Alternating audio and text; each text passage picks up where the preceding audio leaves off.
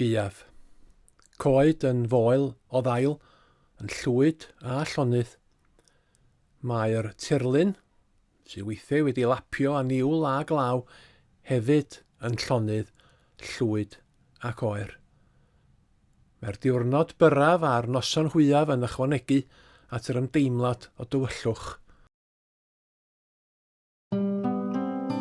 Mae angen lliw arnom.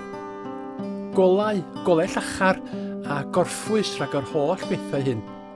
Rhywbeth sy'n dod â gobaith ac sydd yn ein hatgoffa o'r hyn sydd i ddod. Felly, rydym yn addurno ein tai a lliw, pethau llachar sy'n pefrio a phelydru, a goleuadau. Goleuadau sydd yn dod â chynhesrwydd, goleuadau sy'n dod â gobaith i'n cartrefi a'n calonnau. Goleuadau tu mewn a thu allan, yn ein cymunedau a'n cartrefi.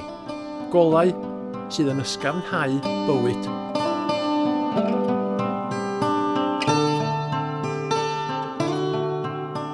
Dwy fil o flynyddoedd yn ôl, gwelodd Duw dywyllwch y byd ac anfonodd ei fab Iesu i fod yn oleini'r byd. Adeg y Nadolig rydym yn dathlu ei ddyfodiad i'r byd.